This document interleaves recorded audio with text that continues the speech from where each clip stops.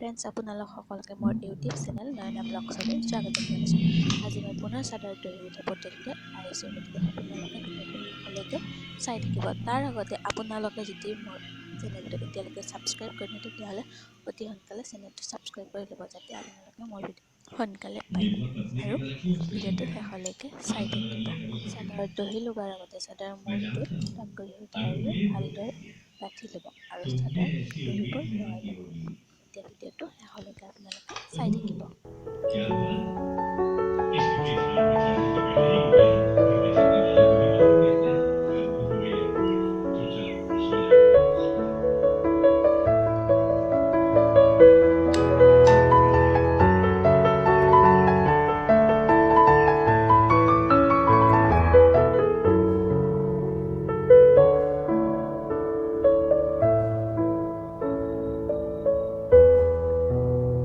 যিহেতু চাদৰখন কমলা ৰঙৰ সূতাৰে ফুল তোলা আছিল, সেয়েহে মই ভাবিলোঁ কমলা ৰঙৰ সূতাৰে গুঠনিবোৰ লগাই লওঁ। গতিকে আপোনালোকৰ চাদৰত যিটা কালাৰে ফুল তোলা থাকে সেই কালাৰেৰে আপোনালোকে গুঠনিবোৰ লগাব পাৰিব।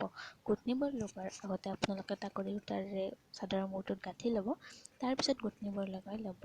আৰু মই ইয়াত গুঠনিবোৰ গাঁঠি দি তাৰ মূৰত আকৌ এটা গাঁঠি দিছোঁ, যাতে গুঠনিবোৰ দেখিবলৈ ধুনীয়া হয়। সেয়েহে আপোনালোকে এনেকৈ গাঁঠি দি ল'ব পাৰিব। আপোনালোকৰ সুবিধা অনুযায়ী আপোনালোকে গুঠনিবোৰ গাঁঠি ল'ব।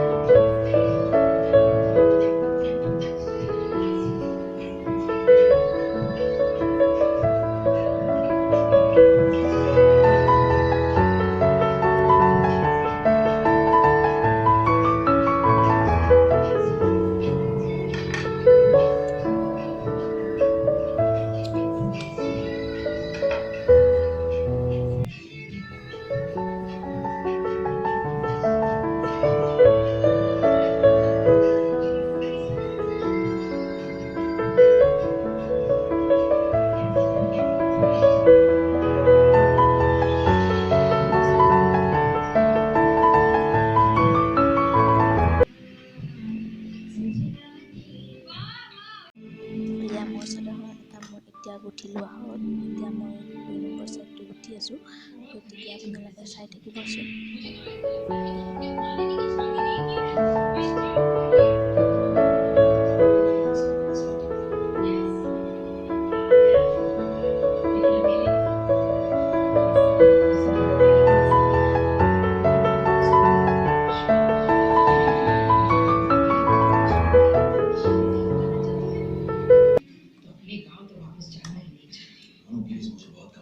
এয়া মোৰ চাদৰখন এতিয়া গুঠি লোৱা হ'ল। চাদৰখন গুঠনিবোৰ লগোৱাত কেনেকুৱা আছে আপোনালোকে কমেণ্ট কৰি জনাবচোন।